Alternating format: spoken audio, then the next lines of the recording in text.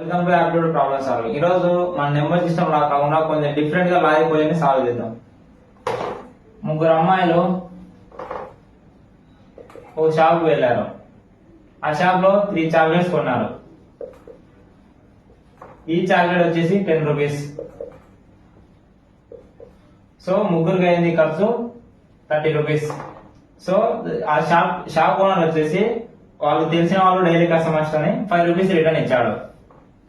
అక్కడ పనిచేసే వ్యక్తికి ఇచ్చి ఏమని చెప్పినప్పుడు అతను ఏం చేశాడంటే 2 రూపీస్ అతను తీసుకొని 3 రూపీస్ ఆ అమ్మాయికి ఇచ్చాడు.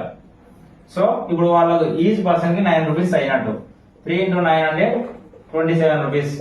సో అతను తీసుకున్న టిప్ వచ్చేసి 2 రూపీస్ అంటే 2 రూపీస్ 29 రూపీస్. సో ఇక్కడ మనం అబ్జర్వ్ చేస్తే వాళ్ళు ఇచ్చిన మనీ 30 రూపీస్.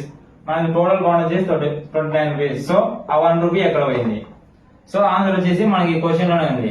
మనం ఎప్పటికైనా 27 తో ఆన్సర్ ని సాల్వ్ చేయడం చూసినప్పుడు అది మీరు గంట సేపు కాదు పొద్దున్న నుంచి సాయంత్రం వరకు సాల్వ్ చేసినా కూడా అది రాదు. సో దీన్ని ఎలా సాల్వ్ చేయాలి? ఫస్ట్ షాప్ కి ఓనర్ ఇచ్చినది 25 రూపీస్. అతను తీసుకున్న టిప్ వచ్చేసి 2 రూపీస్. వాళ్ళు రిటర్న్ ఇచ్చిన మనీ 3 రూపీస్ అంటే టోటల్ 30 రూపీస్. ఇలా చేస్తే మనకు ఆన్సర్ టాలీ అవుతుంది.